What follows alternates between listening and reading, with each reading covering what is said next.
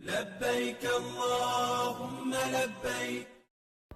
Après avoir fait le subh la matinée du 9 de Dhul Hijjah à Mina, le pèlerin se dirige maintenant vers Arafah pour la station à Arafah.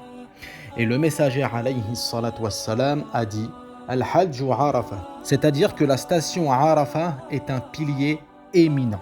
Celui qui manque ce pilier, son Hajj n'est pas valable. Maintenant, pour que le pilier de Arafah soit valable, donc la station à Arafah, il faut impérativement y être le 9e jour du mois de Dhul Hijjah à partir du temps de Al-Dhuhr, donc l'après-midi. On ne va pas arriver à 9h et repartir à 10h. Non, on arrive, on stationne à Arafah et il faut y être impérativement à partir du temps de Al-Dhuhr.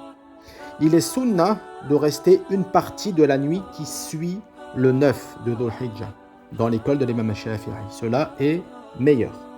Donc, on arrive à Arafah à partir du temps de Al-Dhuhr, on stationne à Arafah et on va rester jusqu'au coucher du soleil, c'est-à-dire qu'on partira de Arafah après le coucher du soleil.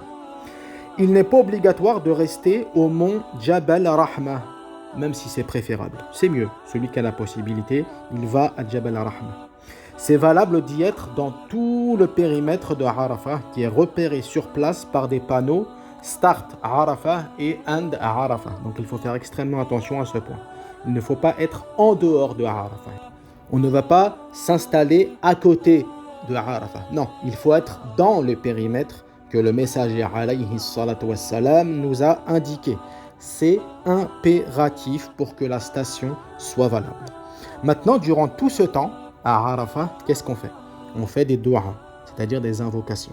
On fait du dhikr, comme dire Subhanallah, Alhamdulillah, Allahu Akbar, La ilaha illallah, La hawla wa la quwwata illa billah, Subhanallah al-azim, Subhanallahi wa bihamdih, ou encore As-salatu ala nabi, c'est-à-dire l'invocation en faveur du prophète alayhi salatu wassalam. On se détache aussi totalement de tous les plaisirs du bas monde et de tout ce qui nous tracasse. Donc on ne va pas s'occuper les impôts, etc. Non, on se consacre uniquement à l'au-delà lorsqu'on y est. D'ailleurs, pendant toute la durée du Hajj. D'accord? Mais encore plus à Arafah. Maintenant, avant de partir à Arafah, c'est-à-dire la matinée lorsqu'on est à Mina, il est préférable, il est sunnah de faire le Rosul, c'est-à-dire la grande ablution. Et sur le chemin pour y aller à Arafah, on fait la talbiya, c'est-à-dire labbaik Allahumma labbaik, labbaik la sharika laka labbaik, innal hamda wan ni'mata laka wal mulk la sharika lak.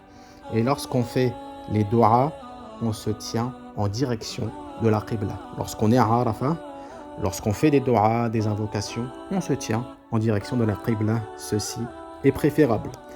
Maintenant, pour la prière.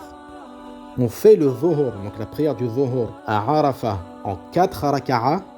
Et lorsqu'on a terminé la prière du Dhuhr, on fait Al-Asr juste après. C'est-à-dire qu'on va avancer la prière du Asr dans le temps de Al-Dhuhr. Et on fera les deux prières, comme on a dit, en 4 raka'a. C'est-à-dire qu'on ne va pas les raccourcir. Et on consacre tout le reste du temps à faire des évocations, la récitation du Coran, des du'a ou encore réviser des cours de religion. On reste à Arafah, comme on a dit, toute l'après-midi, et ensuite, après le coucher du soleil, c'est-à-dire lorsque le Maghrib est rentré, on part en direction de Muzdalifa. Muzdalifa qui se situe sur le chemin pour revenir vers Masjid al-Haram, et on parlera de cela dans la prochaine vidéo, Inch'Allah.